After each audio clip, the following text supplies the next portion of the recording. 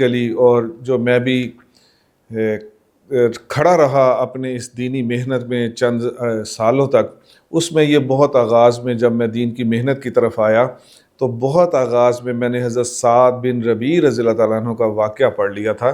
حیات الصحابہ میں نے 3 جلدیں خریدی، یہ 2008 میں جب میں نے الحمدللہ 4 ماہ لگائے رائے ونڈ میں، تو وہاں سے جب میں لے کے آیا تو آپ یقین جانیں کہ 2008 میرا وہ سال تھا کہ جو میں دین کی طرف آیا، ایک گٹار سیکھتے سیکھتے ادھر آیا۔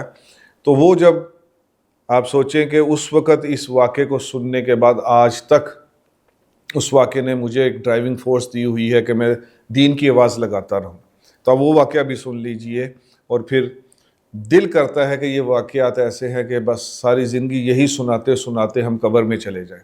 اللہ پاک سے مانگیے اللہ پاک آپ کو بھی یہ کیریئر دے دے کہ یہ واقعات غزوہ بدر کے، غزوہ احد کے، غزوہ خندق کے، حدیبیہ کے، فتح مکہ کے، یہ سناتے سناتے جس کی زندگی گزرے گی 2024 کے پورے عالم کفر کی یلغار میں یہ واقعہ سنانا کیا ویٹیج رکھتا ہے، اور کیا ویٹیج جس کا لگے گا روز محشر، یہ سوچتے ہوئے جس کی زندگی اور یہ سناتے ہوئے جس کی زندگی گزرے گی، بتائیے اس سے خوش قسمت اور انسان کون ہو سکتا ہے۔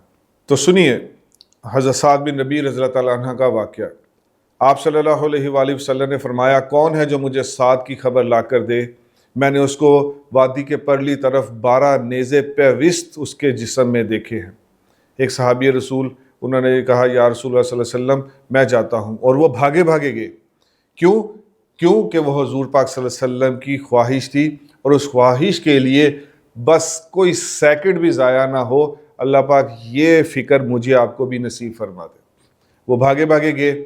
بڑی عجیب بات ہے، سنیے ذرا۔ انہوں نے آواز دی، یعنی غالباً سعد بن ربیع رضی اللہ تعالیٰ عنہ کو ان کی آواز سے آواز دی ہوگی۔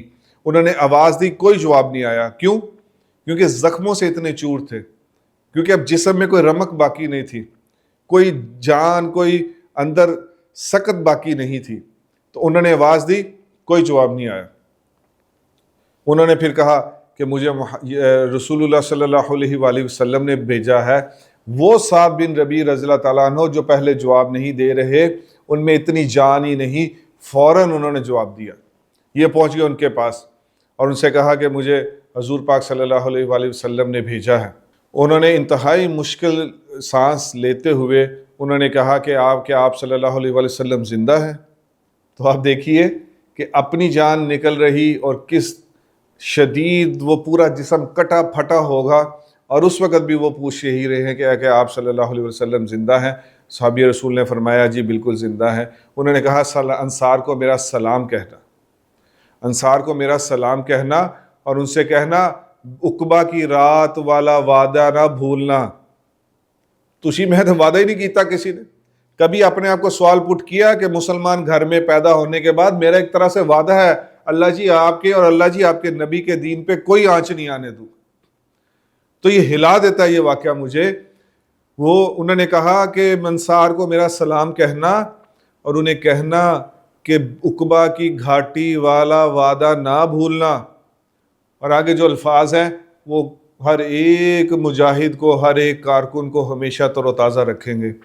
انہوں نے کہا کہ عربی کے جو الفاظ ہیں اس کا مطلب یہ ہے کہ یہ پلک جھپکنے تک، یعنی میں نے ایک دفعہ ایسے آنکھ جھپکی، اس میں جتنا وقت لگ گیا، اس پلک جھپکنے کے وقت تک بھی اگر کوئی دشمن محمد عربی صلی اللہ علیہ وسلم تک پہنچ گیا تو روز محشر اللہ تمہارا کوئی عذر قبول نہیں کریں گے۔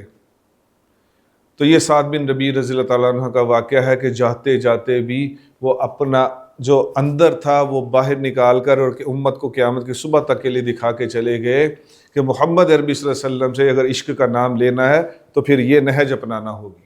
بہت مشہور ترین واقعہ ہے غزوہ احد کا۔ غسیل ملائکہ حضرت حنظلہ رضی اللہ تعالیٰ عنہ